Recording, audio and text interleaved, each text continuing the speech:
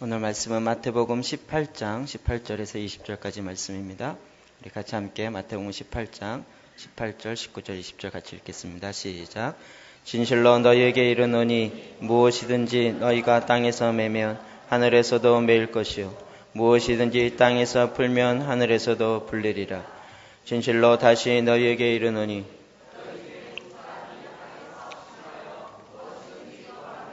하늘에 계신 내 아버지께서 너희를 위하여 이루게 하시리라. 두세 사람이 내 이름으로 모인 곳에는 나도 그들 중에 있느니라. 아멘.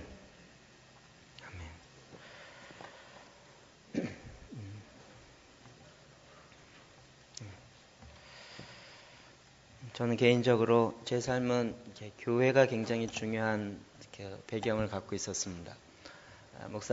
부모님이 교회를 다니거나 이런 건 아니었지만 가정에서 얻지 못했던 것을 교회에서 얻게 되었고, 그래서 초등학교 2학년 때부터 교회 다니기 시작해서 지금까지 한 번도 교회를 떠나본 적은 없습니다. 굉장히 기쁨도 많았지만 그러나 아픔도 있고 또 괴로움도 있고 어떨 땐 이해되지 못하는 일들도 많이 있었습니다. 저뿐만 아니라 여러분도 많이 경험했으리라고 생각합니다.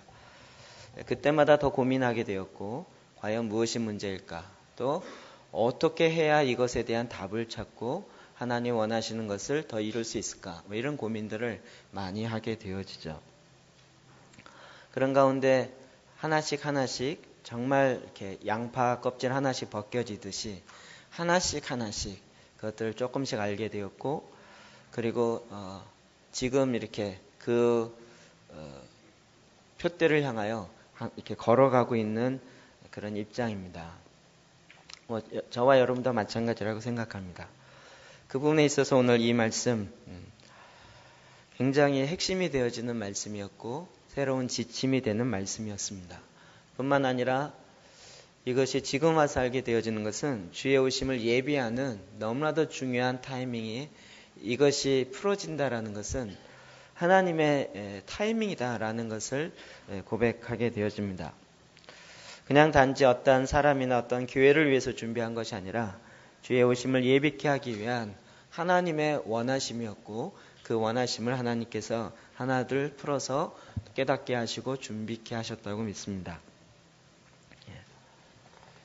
왜 이렇게 서론이 장황하냐면 오늘 말씀 너무나도 중요하기 때문에 했습니다. 저는 개인적으로 너무나도 중요하게 생각합니다.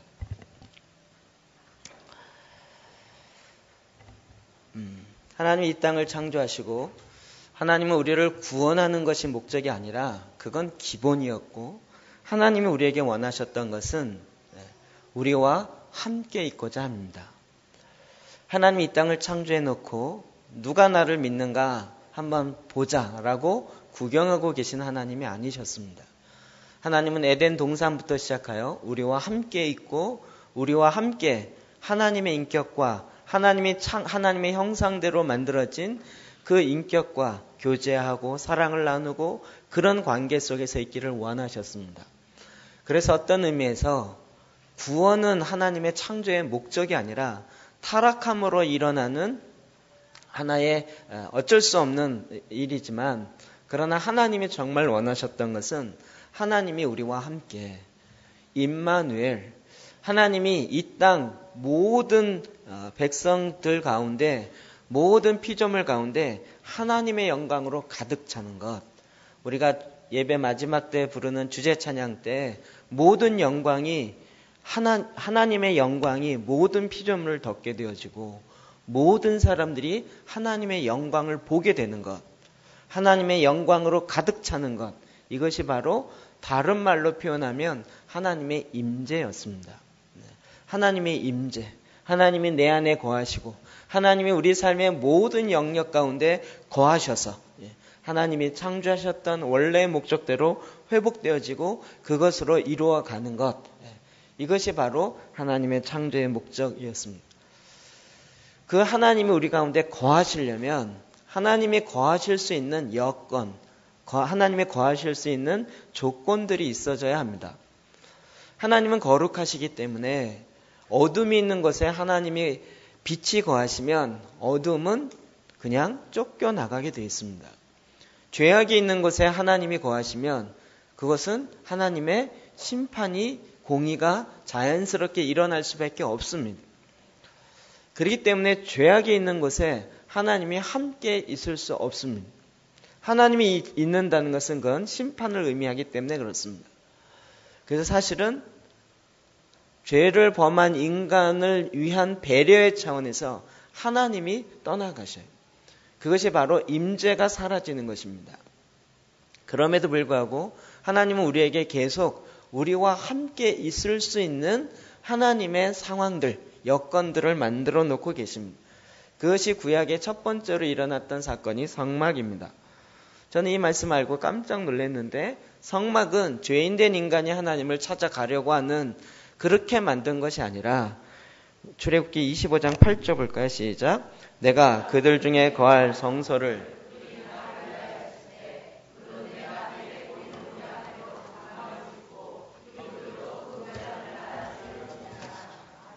아멘. 모세가 우리가 하나님 만나려면 어떻게 해야 될까요? 방법을 알려주세요. 라고 해서 성막이 생긴 게 아니고 하나님이 모세나 이스라엘 백성 그 누구도 생각지도 못하고 있었는데 하나님께서 먼저 말씀하시면서 내가 그들 중에 거할 성소를 그들이 나를 위해서 짓되. 성막은 왜 지어졌다고요? 하나님이 우리와 함께 있고자 하는, 하나님의 임재하고자 하는 그 목적으로, 그러나 죄가 있는 가운데 하나님이 거하시면 심판이 되어지기 때문에 그것에 하나님이 하나님의 방법으로 거하실 수 있는 것을 하나님이 명하셔서 짓게 되어지는 것이 성막입니다. 구약을 아시는 분 잘 알겠지만 그래서 이스라엘 백성은 항상 이 성막을 중심으로 살게 되어 있습니다. 이스라엘 백성이 출애굽하고 나서 시내산에서 언약을 맺고 첫 번째로 이야기한 것이 성막과 관련된 것이고, 그리고 행진할 때도 이 성막을 중심으로 행진하고 또 정착을 할 때도 성막을 중심으로 정착을 하게 되어 있습니다. 전쟁을 할 때도 이 성막의 가장 핵심인 법궤를 들고 나가고, 그래서 이스라엘 백성의 모든 사건은 이 성막과 관련되어 있다 말한다 할지라도 과언이 아닌 것입니다. 주님은 이렇게 저와 여러분 가운데 함께 거하기를 원하십니다. 하나님의 임재요. 이 성막 시대가 지난 다음에 그 다음에 다윗이 자기는 다윗 왕궁에 있는데 하나님의 법궤는 텐트 안에 있는 것을 보면서 내가 하나님이 거할 수 있는 아름다운 왕궁처럼 하나님의 성전을 짓겠습니다 라고 이야기합니다. 근데 하나님은 허락지 아니하십니다. 물론 다윗이 전쟁을 많이 해서 손에 피를 많이 묻혔기 때문에 그런 것도 있지만, 그러나 이 성전을 짓고자 하는 것은 하나님의 아이디어가 아니라 다윗의 생각이었고 다윗의 제안이었습니다. 나중에 하나님께서 솔로몬을 통하여 성전이 짓게 된 것에 대해서 그것을 인정해 줍니다. 솔로몬이 성전을 짓고 나서 1000번제를 드리고, 그리고 그 밤에 꿈에 하나님이 나타나셔서 말씀하시는 그 본문입니다. 역대하 7장 12절 시작. 밤에 여호와께서 솔로몬에게 나타나사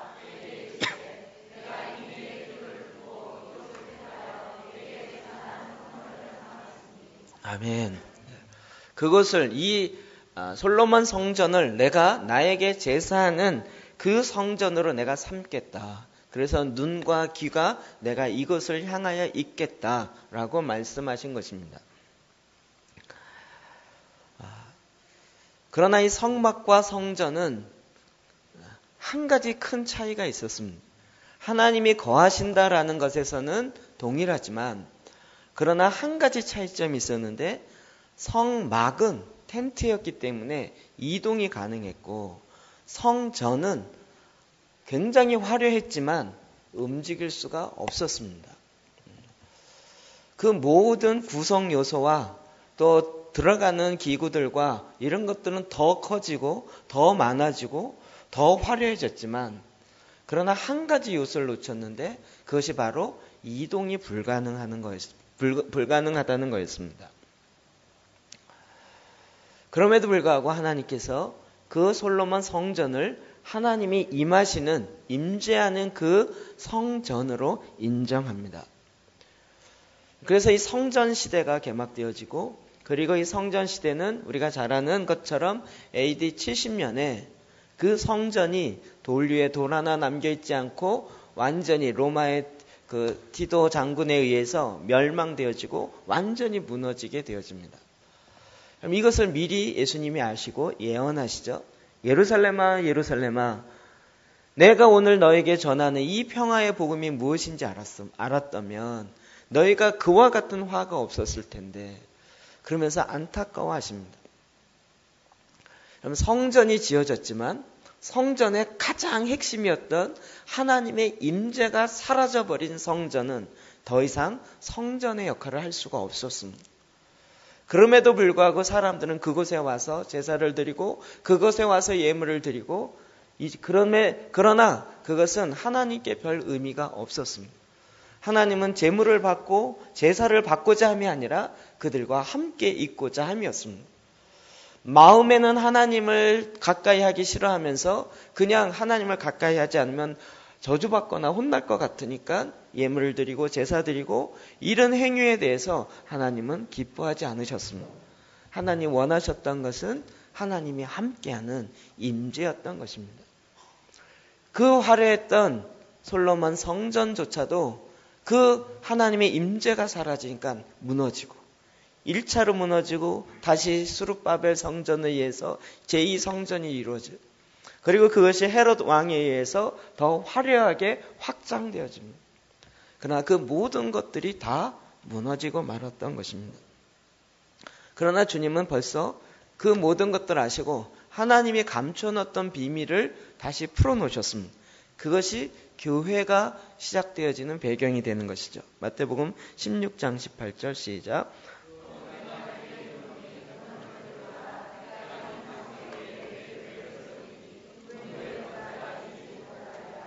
아멘. 베드로가 예수는 그리스도이십니다, 살아계신 하나님의 아들입니다, 이 어마어마한 고백 앞에 예수님께서 감춰졌던 비밀을 베드로에게 알려주시면서 너무나도 확신 있게 이야기하십니다. 너는 베드로라, 너는 반석이라. 내가 이 반석 위에 내 교회를 내가 세우리겠다는, 음부의 권세가 이기지 못하리라. 사탄의 어떠한 권세도 이길 수 없는 내가 임재하는 가장 강력한 새로운 무기, 신무기로 내가 너에게 주는, 내가 너의 이 반석 위에 세우겠는데, 이것이 교회라는 것입니다. 여러분, 자꾸 구약시대의 성전의 개념으로 교회를 이해하지 마십시오. 눈에 보여지는 이 건물이 교회의 핵심이 아니라 하나님의 임재인 것입니다. 그 일을 위해서 하나님은 이제 교회 시대를 열어갑니다.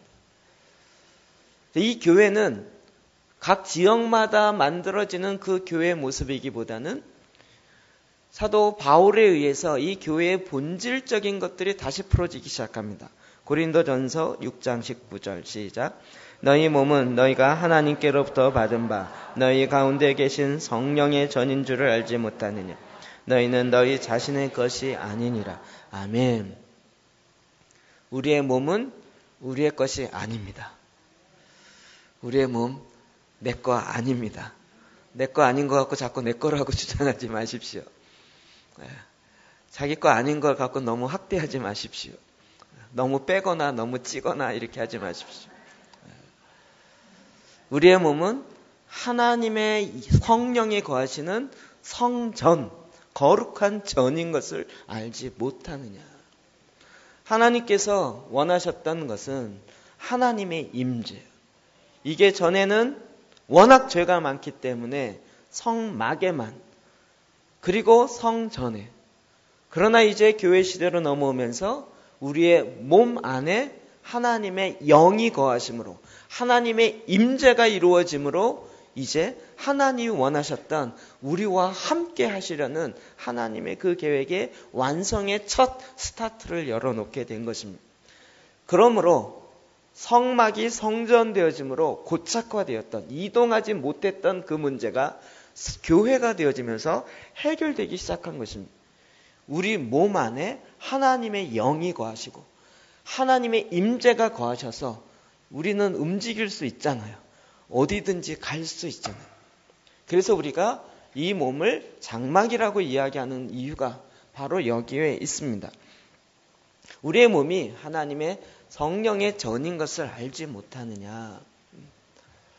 그럼 이것은 어마어마한 비밀이었고 우리에게 알려주신 너무나도 놀라운 특권이고 또 권세이고, 이 비밀을 알면 알수록 우리는 정말 이 세상과는 다른 차원의 삶을 살 수밖에 없는 그런 자가 되어지는 것입니다. 사도 바울이 이것을 깨닫고 에베소 성도를 향하여 편지를 쓸 때 그들만 생각하면 찬양이 나오고 그들만 생각하면 기쁨이 나왔습니다. 1장 3절 보시겠습니까? 시작. 찬송하리로다.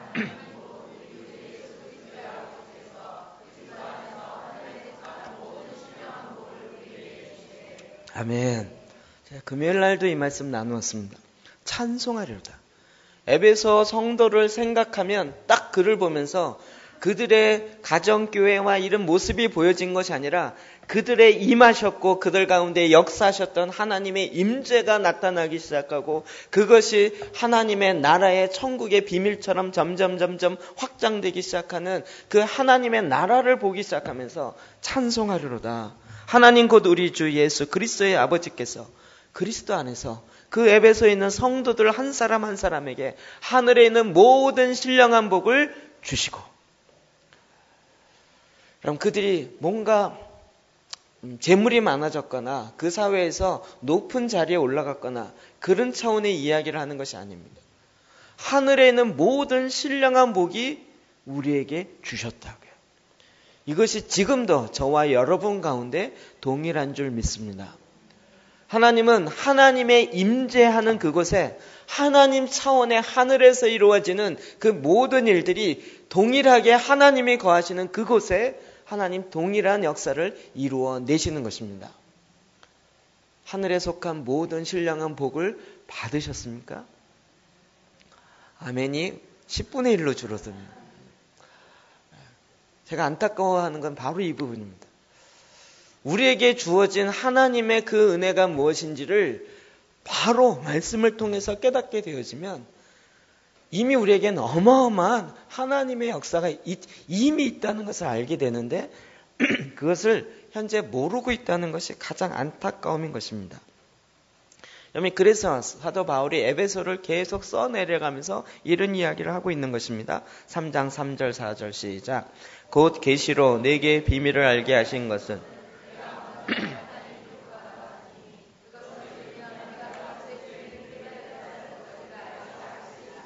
아멘. 하나님께서 이 비밀을 감추어 놨어요. 하나님이 갖고 계신 놀라운 하나님의 비밀 계획인데 그것을 계시로 하나님만이 알려줌으로 알 수 있는 그런 계시로 딱 갖고 있었다가 이게 비밀이었어요. 근데 이 계시를 누구에게 알려줬어요? 바울에게 알렸어요. 내게 비밀을 알게 했어요. 이 하나님의 비밀을 알았으니 사도 바울이 얼마나 감격을 하겠습니까?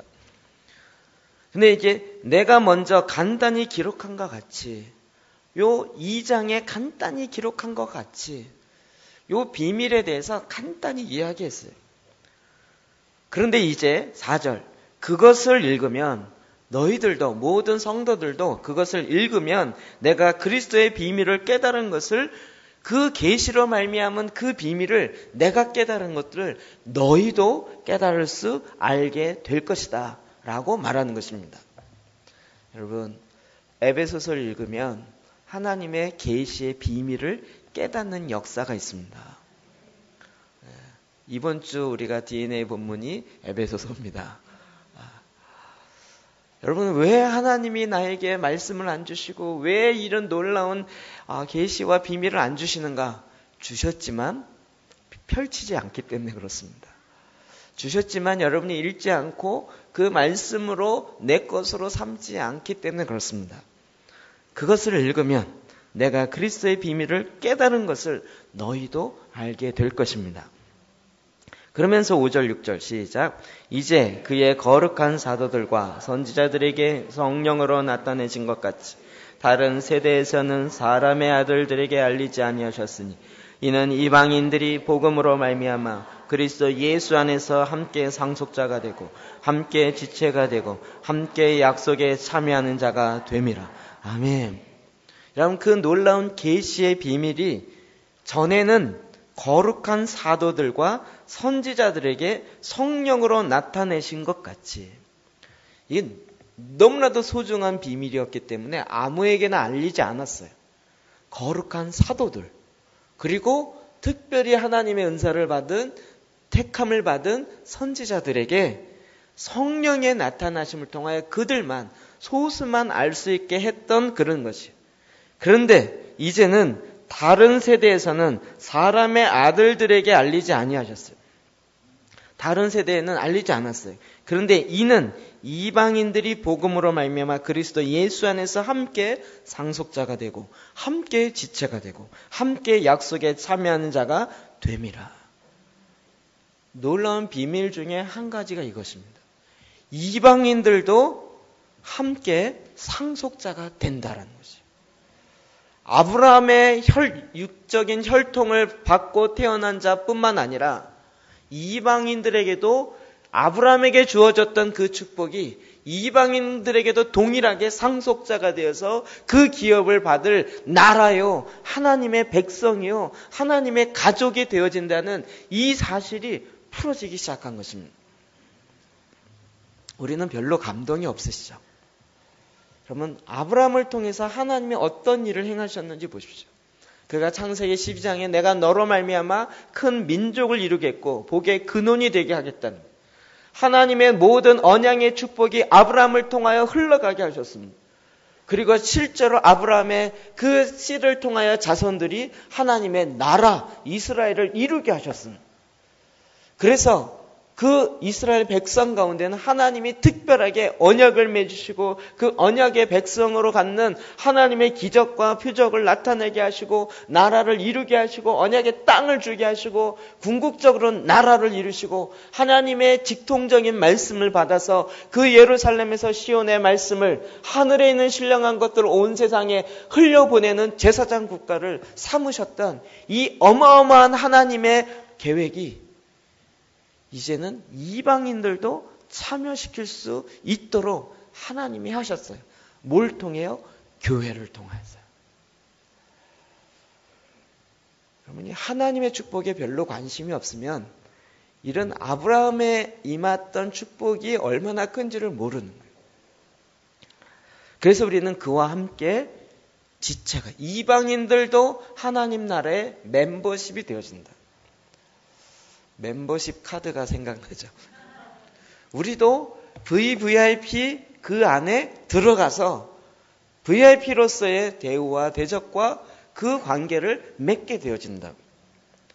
또 함께 약속에 참여하는 자 뿐만 아니라 주님이 다시 오시는 그날에 우리가 유대인들의 한 단계 밑에서 그들을 섬기는 이런 차원이 되는 게 아니라 그들과 동일한 하나님의 자녀가 되어서 하나님과 함께 영원토록 하나님의 영광과 거룩함을 같이 나누며 같이 찬양하며 그 영원한 하나님의 기쁨 가운데 함께 들어가는 일들이 드디어 저와 여러분 가운데서도 열리게 되었다는 것입니다. 여러분, 이것이 그 앞에 간단히 얘기했던 말씀이 이겁니다. 에베소 2장 5절 6절 시작. 허물러 죽은 우리를 그리스도와 함께 살리셨고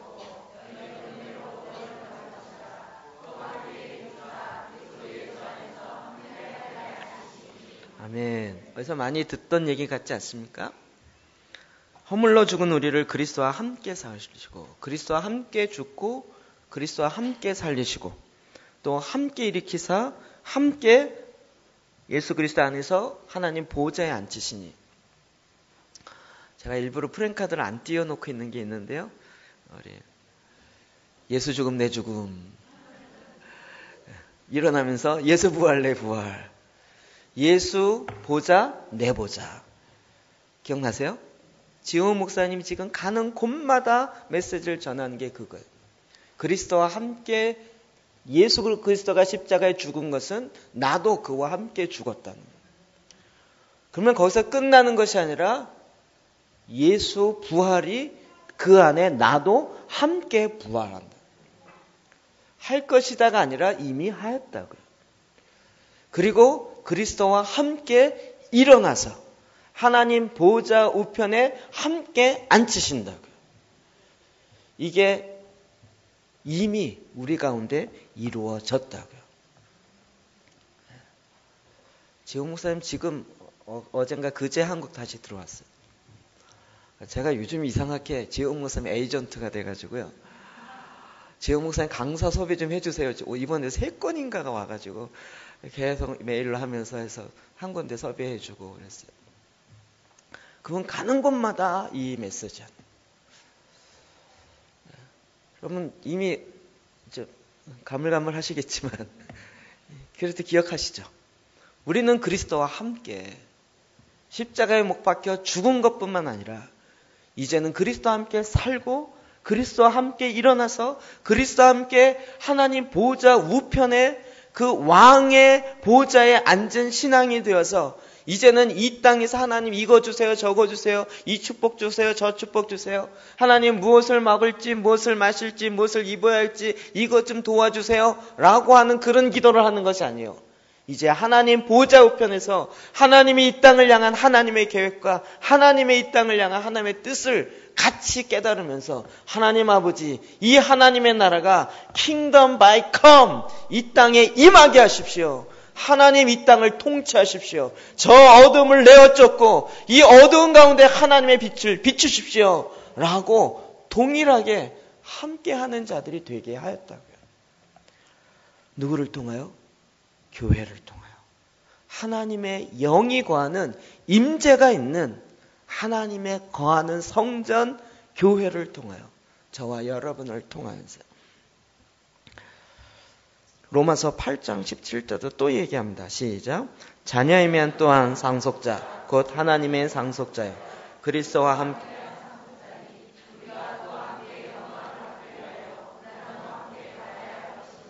아멘. 우리는 하나님의 자녀예요. 그래서 우리 유치부 성경학교 하는 거 보니까 저도 참 성경학교를 했던 기억이 막 생각나요. 제가 웬만한 율동 거의 다 압니다. 왕 나는 왕자다. 공공공공 나는 공주다. 이렇게 딱 해놓고 이렇게 엄청 불렀어요. 그리고 율동도 하고요. 네. 내가 왕자고 내가 하나님 나라의 공주래요. 근데 왜 그 다음을 안 가르쳤는지 몰라요. 지금 보니까 너무 그래서 왕자, 그래서 공자, 공주. 근데 어쩌자고? 그래서 어쩌자고? 그리고 어디에 뭐 이렇게 어깨 힘들고 뭐 이렇게 뻐기고 다니라고요. 자녀이면 뭐라고요?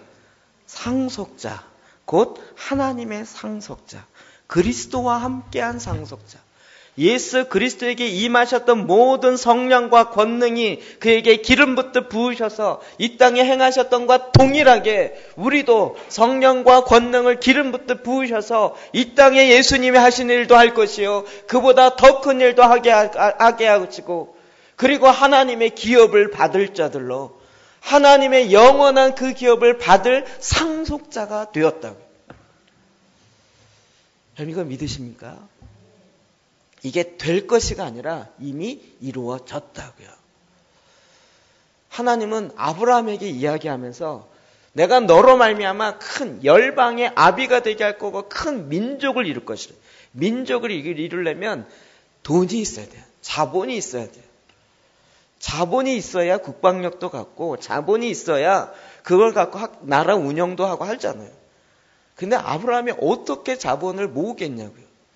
그런데 하나님이 그 아브라함에게 이미 언약하셨고 말씀하시면서 500년 전에 예언하신 거죠. 네가 애굽에 갈 것이고 돌아올 때는 큰 재물을 갖고 올 것이라. 재물 얻는 능을 이미 주셨느니라. 저 요즘 이거 너무 좋아요. 하나님은 우리에게 재물 얻는 능을 이미 주셨어요.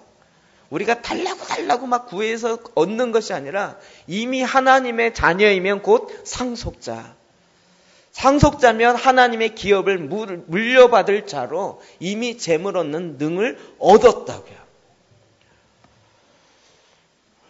여러분 어떻게 기도하십니까? 재물을 달라고 기도하십니까? 아니면 내게 있는 재물 얻는 능력을 사용하시면서 기도하십니까? 여기 이제 수준 차이가 좀 나오는 거예요. 우리가 잘못되어 있는 생각을 갖고 있기 때문에 그렇지.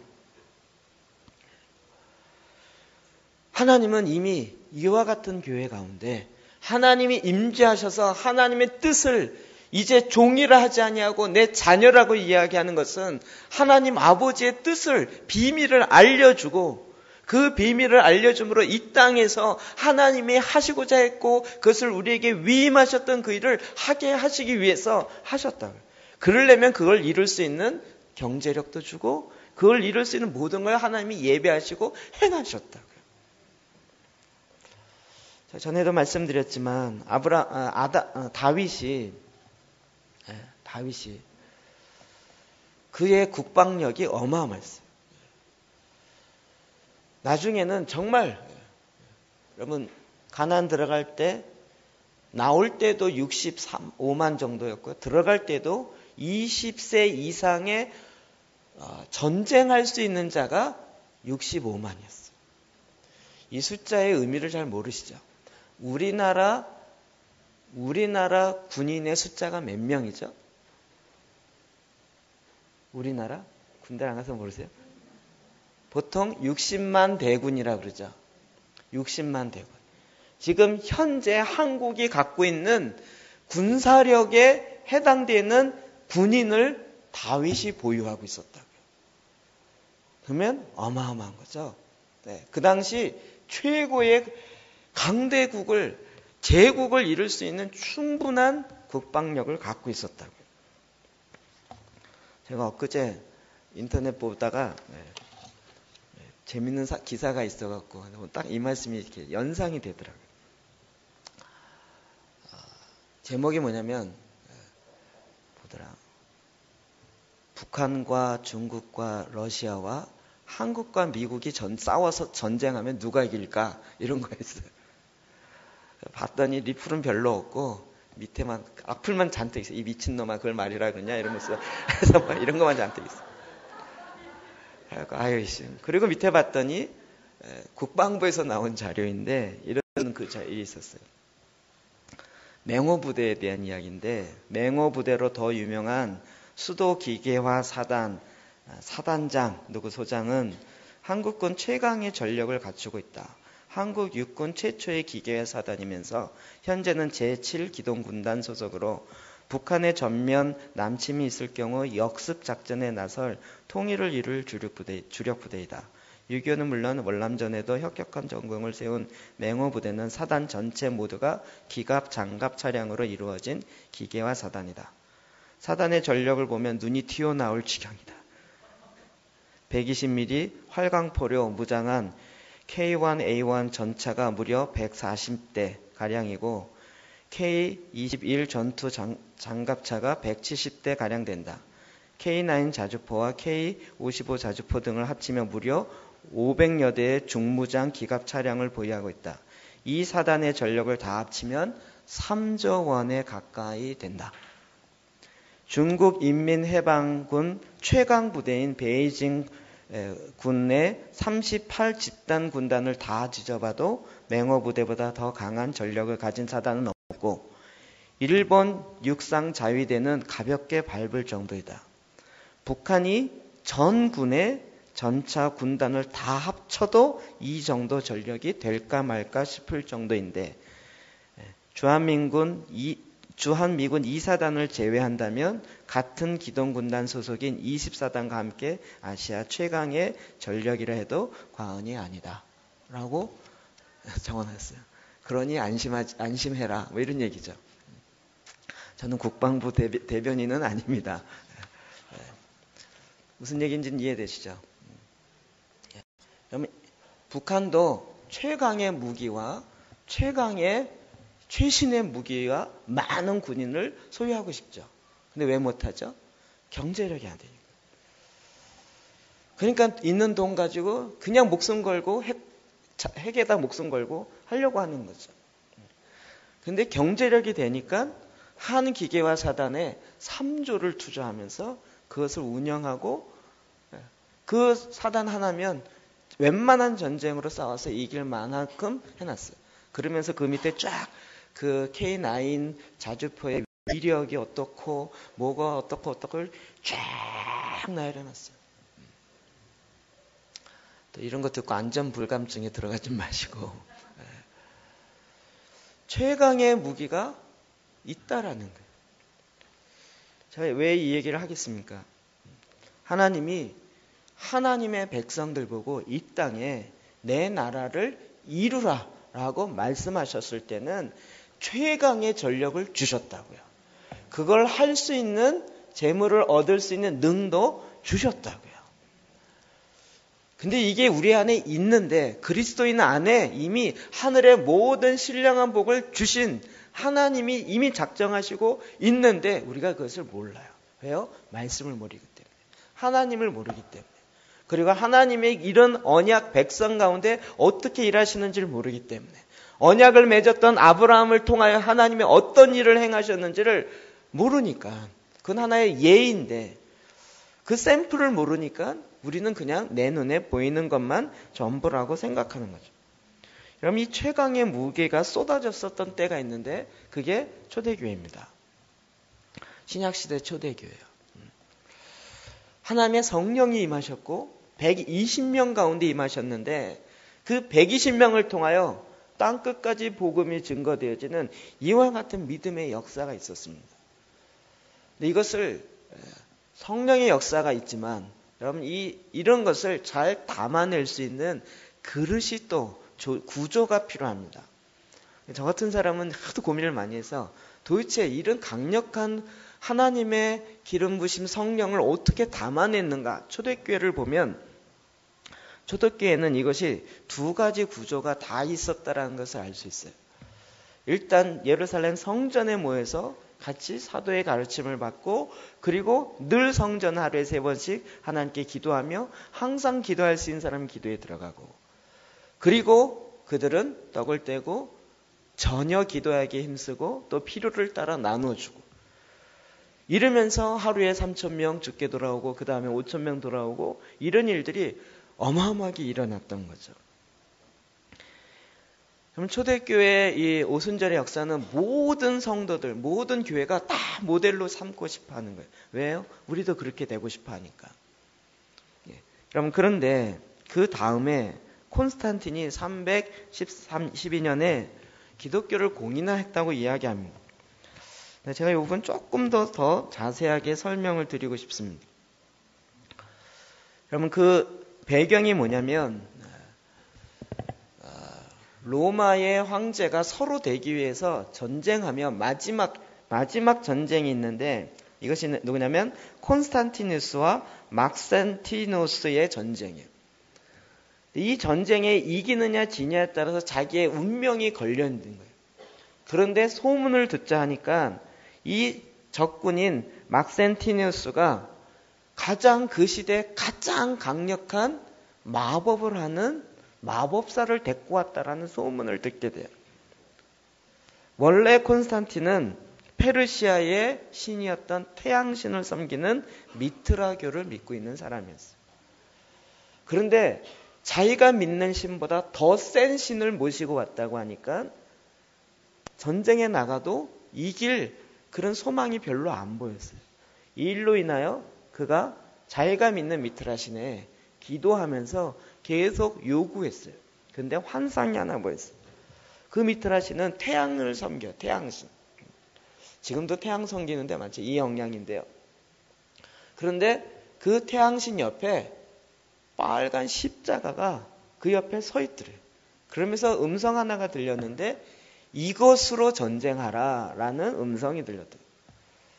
그래서 그 십자가 형태를 군인들에게 나눠주고 너희들이 이걸 가지고 나가서 전쟁해라 라고 해서 전쟁했는데 이겼어요. 그가 예수를 믿은 게 아니고요. 그냥 환상 중에 그게 하나 보인 거예요. 그 다음부터 자기가 최고의 통치자가 되어지면서 자기를 기독교인이라고 얘기하기 시작했어요. 그럼 이때 많은 박해를 받던 초대교회의 교회 많은 성도들이 굉장히 의아해했죠. 왜요? 로마의 황제들은 늘 박해했는데 웬일로 기독교를 공인해주고 기독교를 향하여 오히려 더 호의를 가지고 베풀어주는 희한한 황제가 나타난 거예요. 굉장히 많은 호의를 베풀었어요. 기독교는 전에는 이 황제가 나타내는 불법 종교였어요. 믿어서는 안 되고 믿으면 잡혀가고 혹은 사자밥이 되거나 계속 박해가 끊임없었던 그 시대에 건 300년을 그렇게 살아왔어요.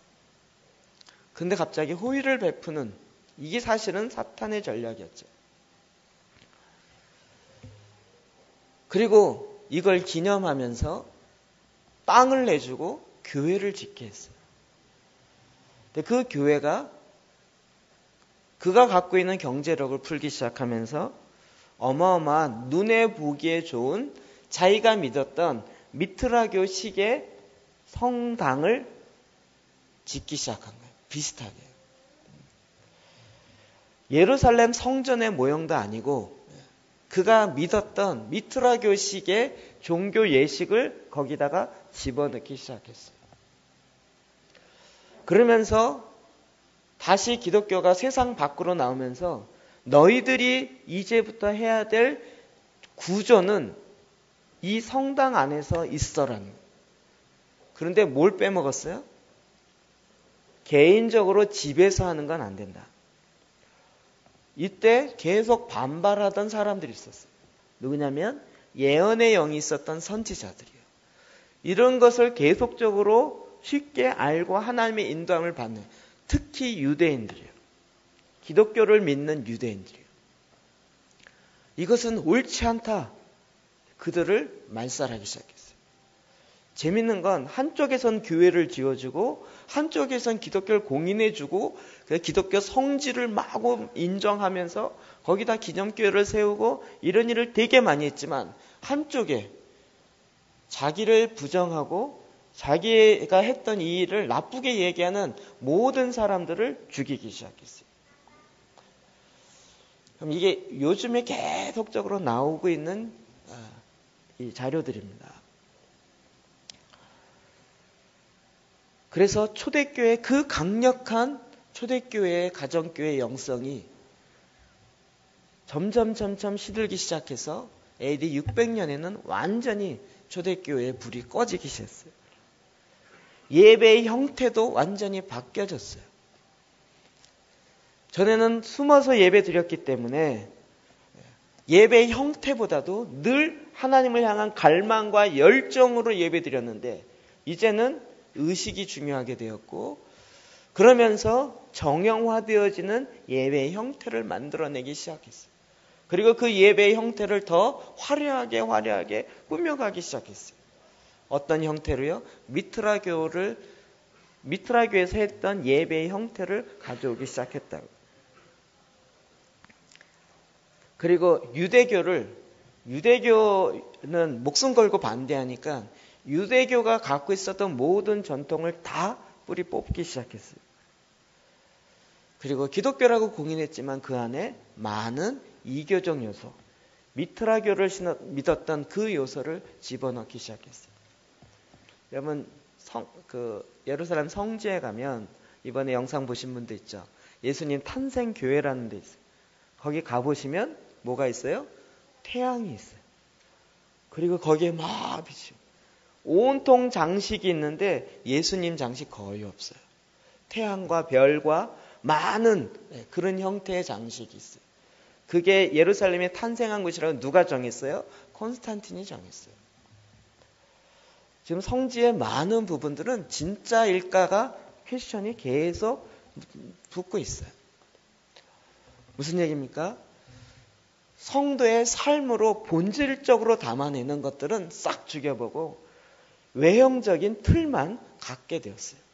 이 영향을 받은 중세 캐톨릭이 결국은 그 예배당 중심의 종교로 전락하게 되고, 그리고 이 삶의 문제는 종교의 계급화를 만들기 시작합니다. 그럼 구약에는 성직자의 개념이 없어요. 하나님의 영이 임하면 그가 선지자요, 그가 복음을 말씀을 나누는 자가 된 거예요. 그런데 이것을 계급화 만들기 시작했고, 신부가 되는 코스를 만들어 놓고 그런 과정을 만들기 시작했어요. 그럼 종교개혁을 일으켰지만 종교개혁에 있어서는 결국 가장 중요한 모든 성도에게 하나님의 영이 임하여서 모든 성도가 하나님의 움직이는 교회가 되어서 하나님의 일을 할 수 있는 이 부분은 여전히 제한해 놨어요. 그래서 조금 요 부분만 해라. 주일학교 가리키는 요 부분만 해라. 아니면 내가 교회에서 성당에서 이야기하는 혹은 교회에서 얘기하는 요 한 부분만 해라. 이렇게 이야기합니다. 2차 대전 이후에 교회도 개신교도 굉장히 많이 바뀌었습니다. 그러면서 놀라운 건 전에는 없었던 그런 이 개념에서 얘기하는 평신도들이 마구 일어나기 시작했어요. 저는 선교단체에서 오래 있었다 그랬죠. 교회도 있고 늘 양쪽을 다 있었기 때문에. 전에 이야기했지만 저는 이제 IBF라는 단체에 있었습니다. 한국에서 두 번째, 세 번째로 많은 대학생 선교단체였습니다. 약 6,000명 정도 됐었습니다. 한창 많을 때요. 목사가 몇 명이었을까요? 없었습니다. 목사님 한 명 없이 6,000명의 학생들이 그냥 간사님의 그 학교를 나온 간사들에 의해서 약 130개의 대학 캠퍼스에서 복음을 전하고 제자훈련을 삼고 그들로 하여금 선교로 내보내게 하고, 이런 일들을 목사님 한 명 없이 이루었어요. 저는 교회만 다녔기 때문에 이런 건 불가능이라고 생각했어요. 그런데 그런 선교단체가 나오기 시작했어요. 선교지도 마찬가지예요. 전에는 목사 안수를 받은 선교사만이 선교지에서 복음을 전하고 사역을 할 수 있었어요. 그런데 이제는 평신도 선교사들이 나가기 시작하고 현장에서는 훨씬 더 그런 일들이 더 많이 요구돼요. 이제 교회하는 선교사가 아니라 자기의 텐트 메이커가 돼서 전문 영역에 그 나라에 실제적인 도움을 줄 수 있는 그런 잡을 갖고 오는 사람, 사업하는 사람이나 이런 사람들을, 전문인들을 원합니다 라고 각 나라마다 바뀌었어요. 그래서 목사 선교사는 쫓겨나가고, 그리고 오히려 전문직을 갖고 있는 선교사님은 선교사인지 모르지만 어서 오십시오 라는 식으로 이렇게 바뀌었어요. 제가 지금 이 표를 통해서 무슨 얘기를 하고 싶은지 이해되십니까? 하나님은 지금 모든 성도가 다 하나님의 영이 임하여서 모든 사람이 다 하나님의 나라요, 하나님의 자녀요, 하나님의 백성으로 하나님의 일을 하게 만드는 그 계획을 갖고 계세요. 여러분, 그의 초대교회는 놀라운 그 역사가 이루어졌어요. 여러분, 구약을 보면 모세만 일한 것이 아니에요. 전쟁할 때 모세 혼자 하거나 여호수아 혼자 하거나 이러지 않다고요. 모든 백성들이 다 같이 나가서 함께 전쟁한다고요. 무슨 용병을 뽑아서 전쟁하는 게 아니라고요.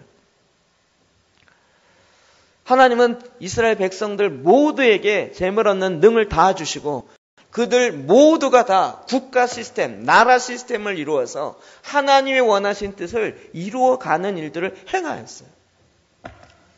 그런데 이것이 자꾸 제도화되어지면서 목사는 요까지, 성도들은 요까지 이걸 나누기 시작했다. 예배는 목사님만 인도해야 된다는, 하나님의 임재는 어디로 가고요? 교회는 목사님들만 해야 된다는. 그러면 전 세상을 향하여 퍼져나가야 되는 교회 하나님의 임재가 다 퍼져 나가야 되는, 그건 어떻게 하고요? 그럼 전 세계에 교회를 지을 수 있을까요? 건물 짓는 교회 갖고는 세계 복음화 이룰 수가 없다고 이미 통계적으로 선교사님이 냈습니다. 하나님 원하셨던 것은 하나님을 믿는 하나님의 백성들 모두가 다 하나님의 영이 임하여서 그들 모두가 다 하나님의 자녀요, 상속자요, 하나님의 기업을 받아서 자기 삶의 모든 현장 가운데서 하나님이 원하셨던 그 일들을 하는 그런 역사를 하나님이 이렇게 원하셨다고요. 그런데 이거를 제도화로 막는 순간부터 기독교는 힘이 약해졌고, 반대로 이와 같은 일이 일어나기 시작하는 것마다 새로운 하나님의 교회의 새 역사가 일어나기 시작했다고요.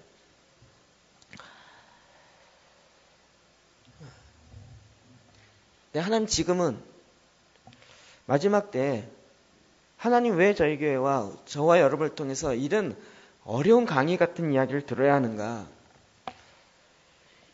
이제는 우리 모두가 다 이거를 알아야 하는 거예요. 여러분 수준이 있기 때문에. 그리고 여러분이 알지 않으면 안 되는 상황이 앞으로 올 거예요. 아까 이야기했던, 그러면 교회가 행하는, 내가 행해야 될 4가지 핵심적인 요소가 뭔가? 여러분 초대교회 오순절 성령 역사 일어나고 일어난 다음에 어떤 일이 일어나는 걸 보면 알 수 있습니다. 2장 41절 시작. 그 말을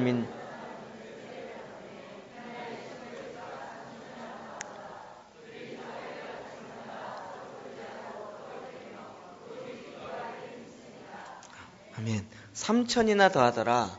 3,000명이나 되는 전도가 되어서 온 사람이 있다고요. 근데 그들이 다 사도의 가르침을 받았다. 이 전도적 요소와 가르침을 받았다. 이게 교육적 요소죠. 그리고 서로 교제하고 떡을 뗐어요. 이게 코이노니아, 펠로우십이라고 하는 교제적 요소예요.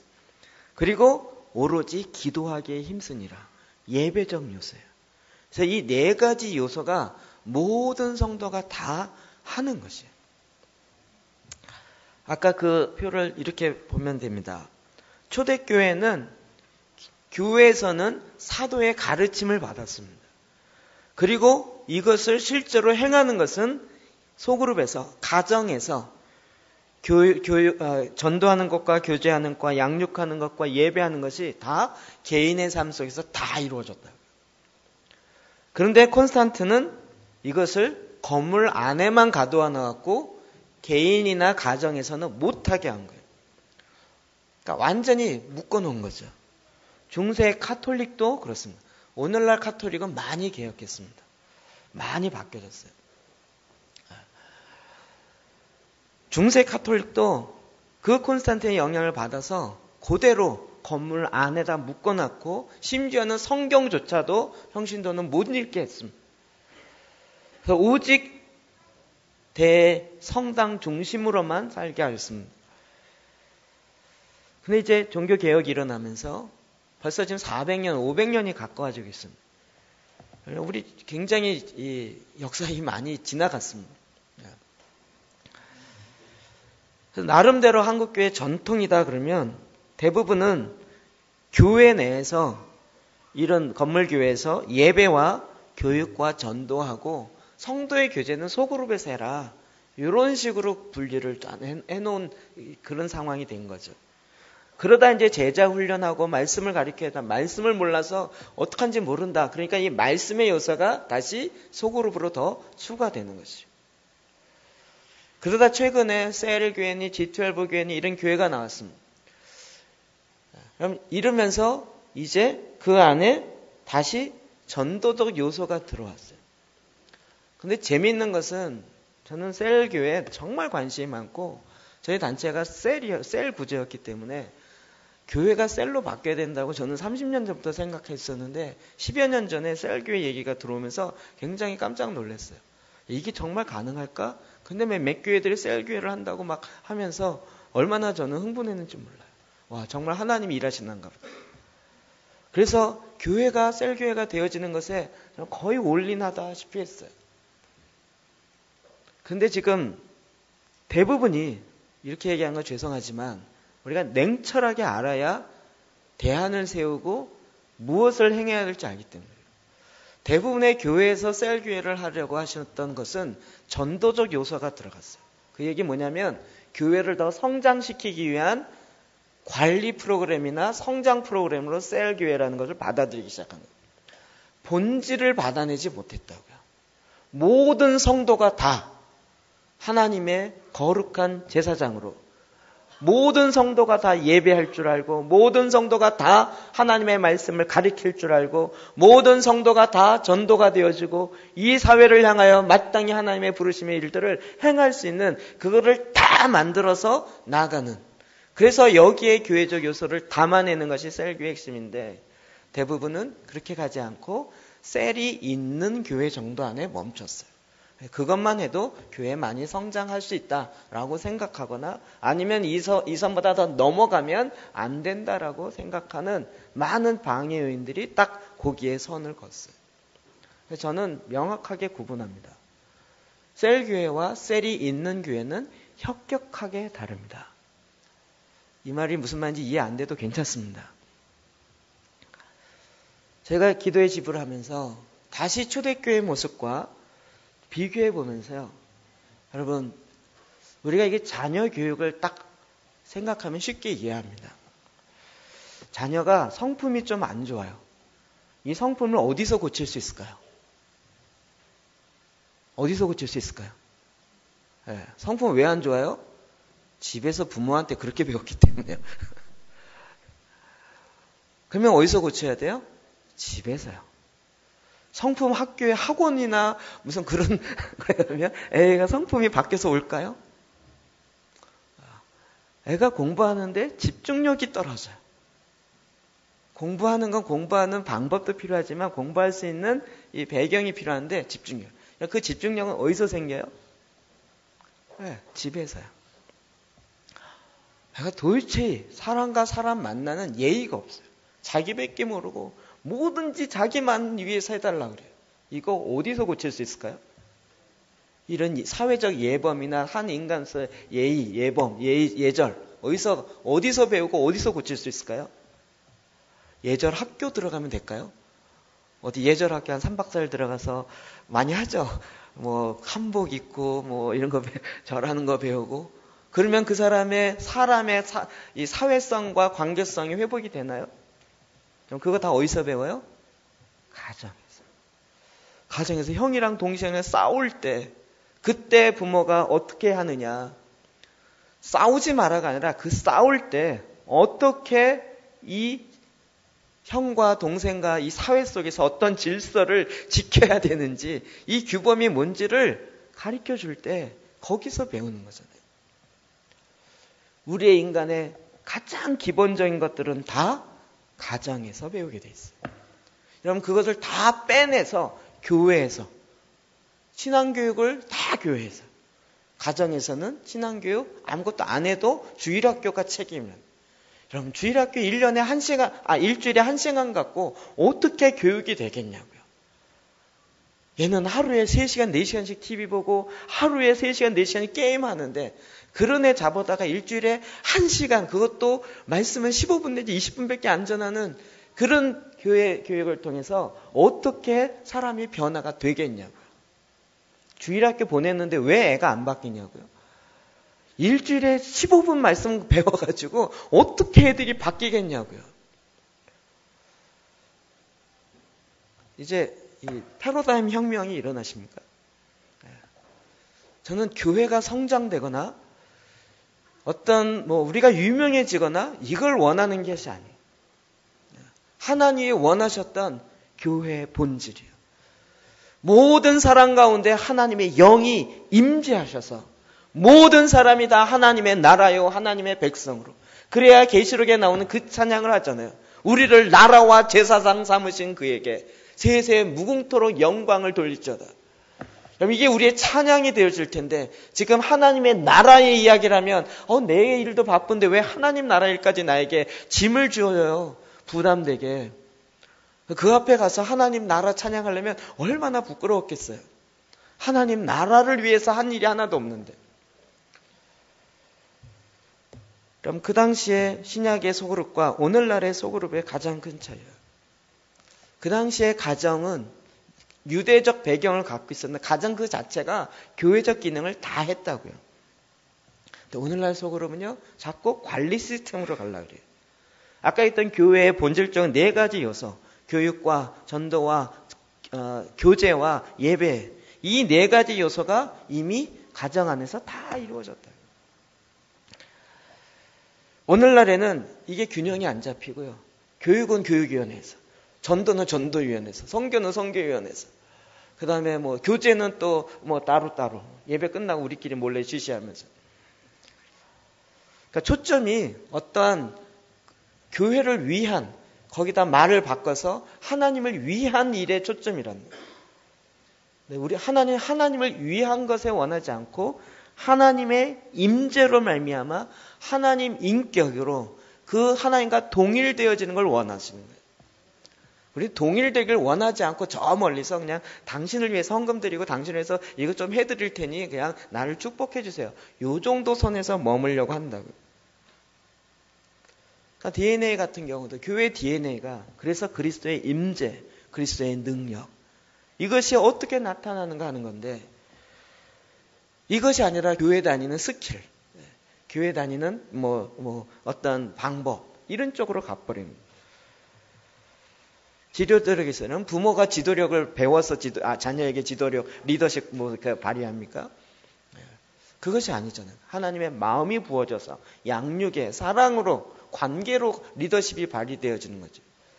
근데 자꾸 무슨 리더십 훈련 프로그램을 따로 나가지고요. 리더십 스킬을 배워갖고 교회 리더들은 이런 리더십이 돼야 된다. 하나님 그런 방법으로 예수님도 예수님의 제자들 훈련하지 않으셨다고요. 전도하는 것도요. 복음에 전도지 나눠주고 습격하고 이런 측면이 아니고요. 사랑 나누고요. 사랑 나누려면 관계 형성이 돼야 되고요. 그리고 지금 말씀과 기도로 변화되어진 실제 삶으로 말미암아 사랑이 나눠지고 복음이 나눠지고 생명이 나눠지는 걸 원하시죠. 그건 못하겠으니 그냥 잠깐 일주일에 한번 전도지 찍 나눠주고 오는 것으로 내가 전도했다라고 생각하는 그런 이상한 기현상의 교회가 나타나기 시작했다고요. 그럼 이 패러다임의 핵심이 무엇입니까? 구조의 변화로 본다면 바로 바퀴의 변화예요. 이 바퀴가 네모나니까 가질 못하고 교회가 앞으로 가기가 너무 힘든 거예요. 바퀴를 바꾸는 거예요. 그러니까 바람이 불어지는 대로 가기 시작하는 거예요. 성령의 바람이 불어지는 대로 내 삶이 움직여지기 시작하는 거예요. 하나님이 나를 만드시고 지으시고 나를 향한 목적을 갖고 계신 그분이 나에게 말씀하시는 대로 성령이 교회에게 하시는 말씀을 듣고 그 말씀대로 순종하여 나아가는 그의 생애가, 그의 삶이 순풍에 돛단 듯이 나아가게 되어진다. 뭐가 바뀌어야 돼요? 바퀴가 바뀌어야 돼요. 우리 하는 모든 것들이 다 이제는 우리의 가정에서, 우리의 개인의 삶에서, 우리가 이야기하는 교회의 소그룹에서. 제가 어젯밤에 너무 고민을 많이 했습니다. 이렇게까지 이야기를 해야 되는가. 그런데 이걸 저 혼자만 알고 있으면 안 돼요. 제 이 얘기를 몇 번 했는데도 불구하고 몰라요. 그러시는 분들도 꽤 많더라고요. 오늘 제가 작정하고 저희가 이제는 셀이라는 용어를 쓰려고 그럽니다. 여러분 이게 헷갈려갖고 잘 모르시는 것 같아요. 셀이라는 것이 교회 성장을 위해서 하겠다 이런 얘기가 아니에요. 가장 기본적인 단위로서 공동체적 교회의 필요성을 다시 한번 우리가 이렇게 알아야 되는 거죠. 자, 오늘 본문 말씀 19절, 20절 봅시다. 시작.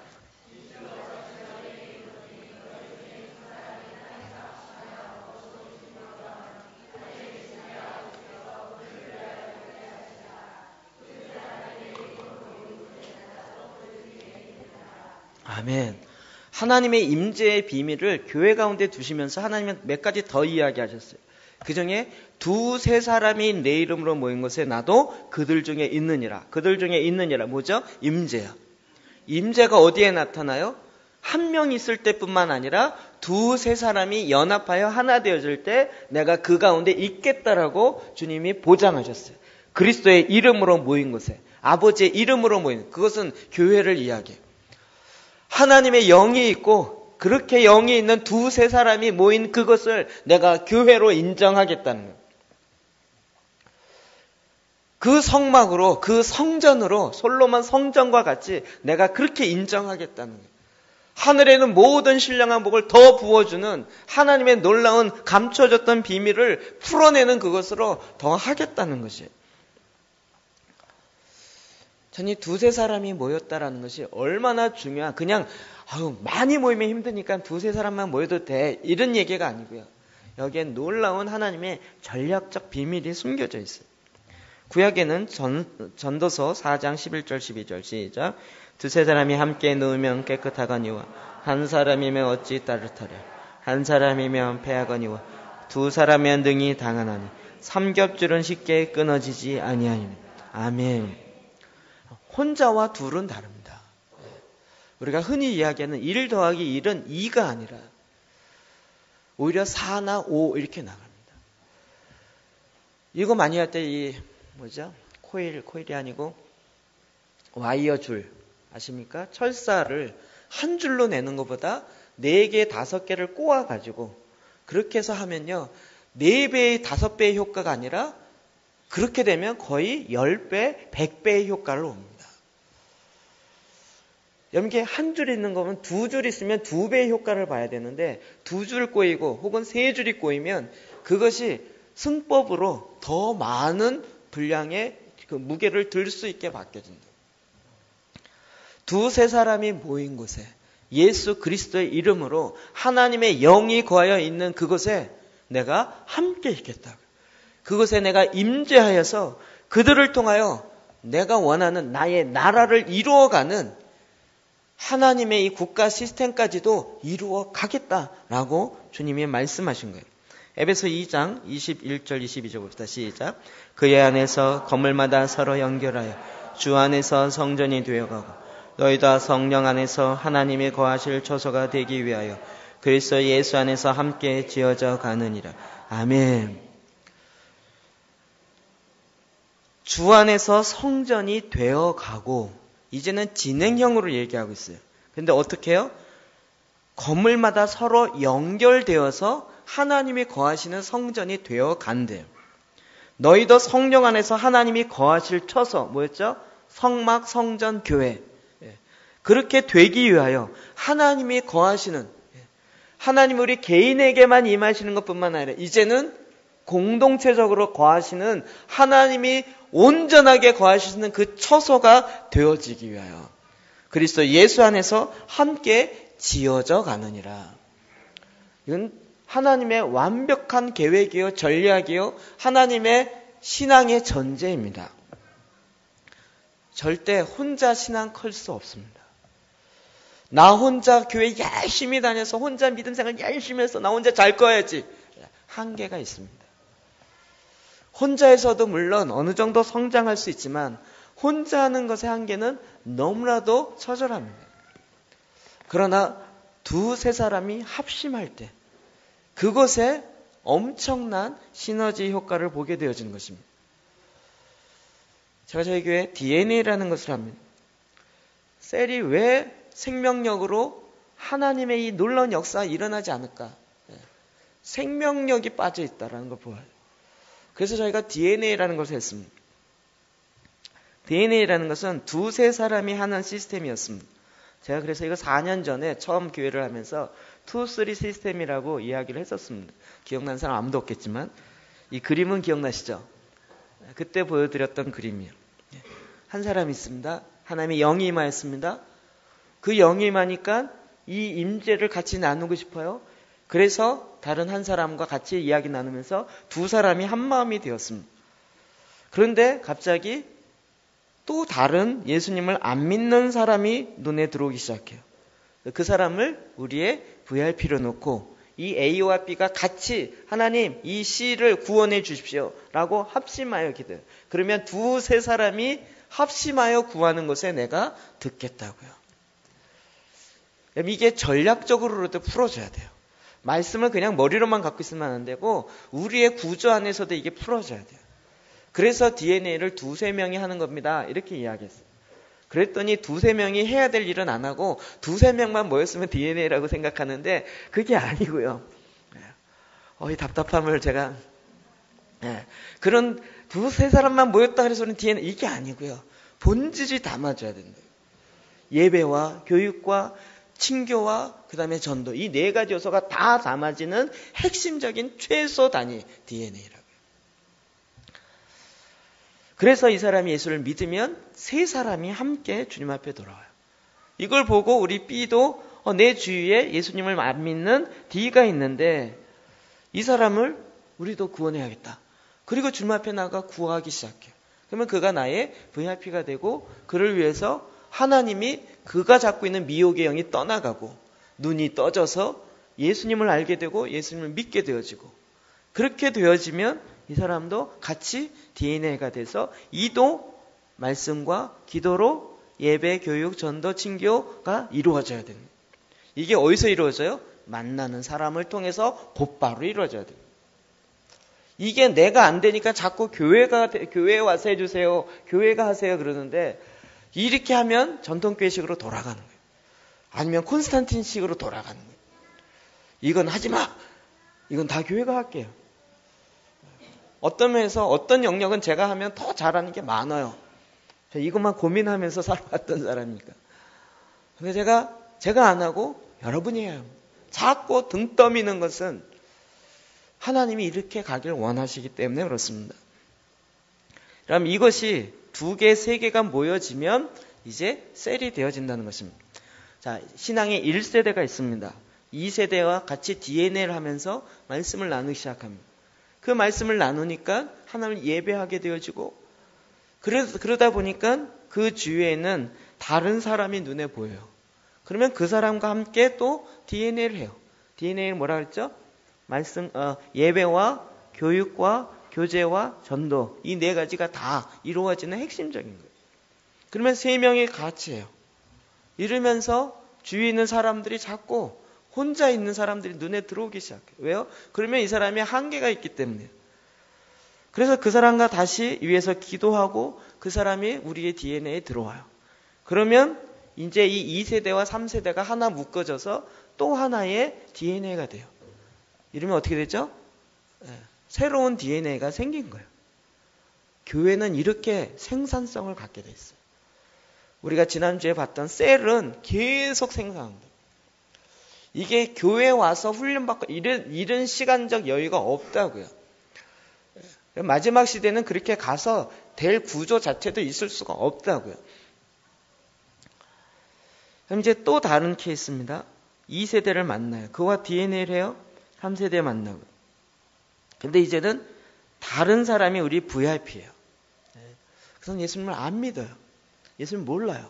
그러면 그 영혼을 사모하고 영혼을 사랑하는 그 마음으로 그를 품고 사랑하기로 결단하고 기도하는 전도하기로 결단하는 게 아니라 관계를 맺기로 결단하고 기도하기 시작한다. 어떤 차이인지 아시겠죠?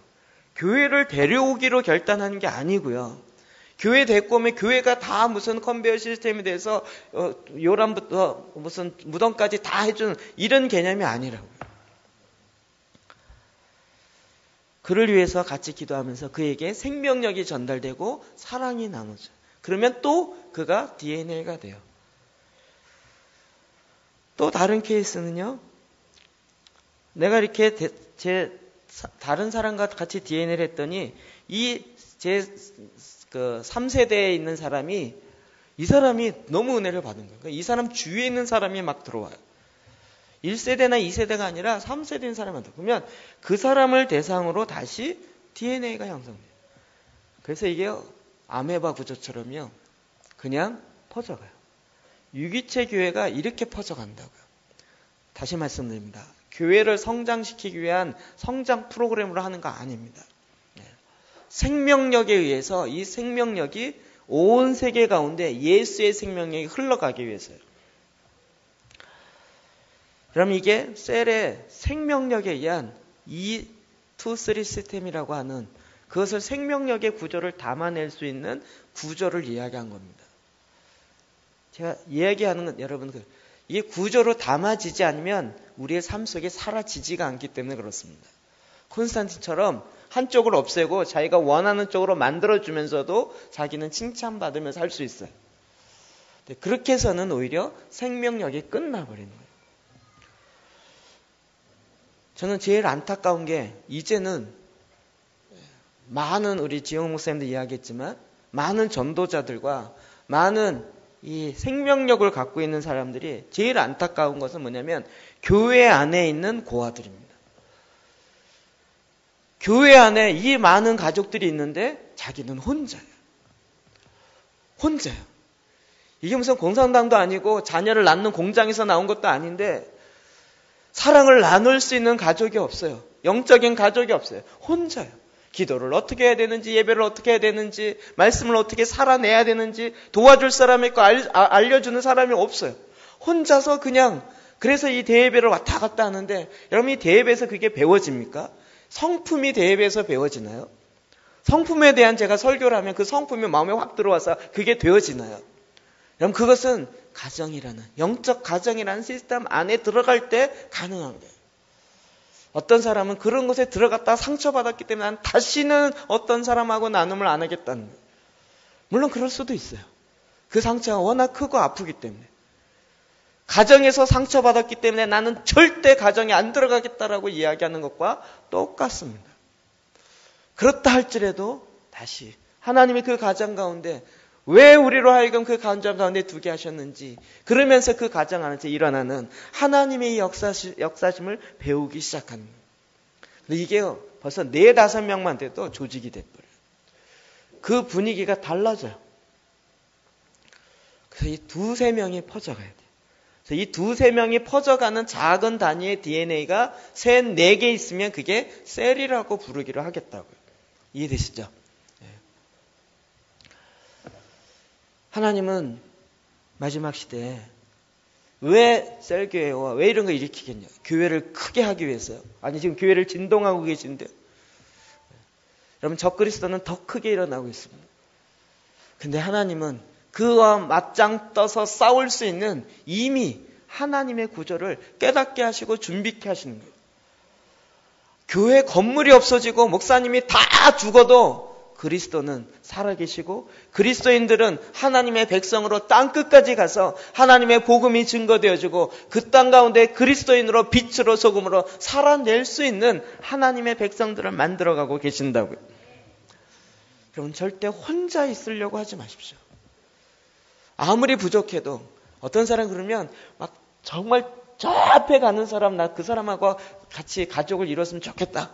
가족을 옮기려고 하는 경향이 있어요. 근데 저 앞에 있는 사람과 같이 있으면 처음엔 멀리선 좋아 보이는데요. 같이 있으면 어떤지 아십니까? 가랑이 찢어집니다.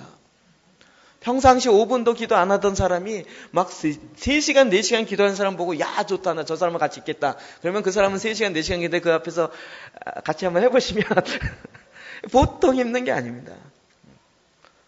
가장 영향을 잘 미치는 사람은 자기 바로 위에 언니, 바로 위에 형이에요. 큰 언니도 아니고 바로 위에 형이에요. 그 사람이 나를 가장 잘 도와주고 그와 함께 하면서 가장 잘 성숙할 수 있습니다. 제가 소그룹 운동을 했다라는 얘기는 이 본질적인 차원에서 이게 교회 안에 있어져야 됩니다. 하나님이 정말 이 일을 이루기 원하신다고. 이걸 공동체라고 표현한 사람도 있고 이걸 교회의 회복이라고 얘기한 사람도 있고 이걸 어떤 사람은 무슨 새로운 부흥이라고 얘기한 얘기 다 들어보면 본질은 같은 얘기예요. 근데 저는 그걸 구조로 나눠서요. 이제는 예배당 안에서만 그리스도인으로 살아가는 것이 아니라 그리스도의 공동체 2-3사람 많이도 필요 없어요. 2-3사람이면 돼요. 여러분 아버지 없는 사람이 아버지 없는 것 때문에 너무 힘들어하잖아요. 하나님이 선물 줄 때 너 아버지 없었기 때문에 너무 힘들었으니까 내가 아버지를 줄게 이러면서 4명의 아버지를 주거나 3명 필요 없어요. 한 사람이면 되는 거예요. 그 한 사람이 있으면 나에게 아버지가 있는 거고 그 한 사람이 없으면 나에게 아버지가 없는 거예요. 그럼 그 2-3사람이 모인 것에 내가 함께 있겠다라고 약속했어요. 주님은 이 전략을 제자들에게 알려주셨고 제자들도 12명이지만 그 안에 셋 이렇게 돼 있어요. 정확하게. 그래서 베드로와 요한과 야고보가 셋이에요. 그 셋을 중심으로 이렇게 딱 흩어져 있어요. 그리고 어딜 가든지 2-3명이 같이 가서 복음을 전하고 같이 하나님의 교회로 흩어지게 했고요. 혼자 하지 않겠습니다. 하나님은 이제 하나님의 백성들 가운데 하나님의 이 생명력이 들어가서 혼자가 아니요 하나님의 생명력으로 말미암아 하나님이 원하셨던 창세전에 감춰졌던 그 비밀, 계시로 말미암은 그 비밀, 이제 이 하나님의 기업에 내가 들어, 이방인이었던 내가 들어가요. 이방인이었던 우리가 하나님 나라에 정말 끼지도 못했던 우리가 이제는 우리도 동일한 아브라함의 자손이고 아브라함의 후손이면 아브라함과 언약했던 모든 언약의 축복이 다 우리에게 임하는 것이고 우리가 이제 하나님의 나라가 되어지고 그 하나님의 나라의 언약의 백성으로 이 뜻을 이루어갈 때 재물 얻는 능이 이미 임하여서 우리에게 재물이 붙어가기 시작하고 하나님 원하시는 것이 우리 안에 기적이 상식처럼 이루어지는 하나님의 역사를 우리가 매일같이 살아내기 시작합니다. 하나님이 이 역사를 저 여러분 가운데 이루기 이미 작정하셨습니다. 이 저의 비전이 아니라 에베소에 나타난 하나님께서 교회를 향한 하나님의 전략이요 하나님의 비전이었습니다. 이제 여러분의 삶 가운데서 이 새 포도주를 새 부대에 담는 하나님의 역사를 이루시기를 주의 이름으로 축복합니다. 기도하시겠습니다. 하나님 아버지, 이 시간 저희가 주의 말씀에 의해 기도하기 원합니다. 우리의 생각이나 우리의 경험에 의한 기도가 아닌 주의 말씀을 잡고 기도하기 원합니다. 아버지, 내 안에 정직의 영을 창조하여 주시고 주님 앞에 온전함으로 깨어 기도할 수 있도록 주의 기도의 영을 더하셔서 우리의 기도를 도와주시옵소서. 여러분 마음속에 와닿았던 그 말씀을 잡으시고 이 말씀 다 이해하지 못해도 좋습니다. 한 말씀을 잡으시고 그 말씀을 잡고 아버지 앞에 나가서 아버지 이 말씀을 내 안에 이루십시오 라고 아버지께 부탁하며 아버지께 의뢰하며 구하십시오. 하나님 마음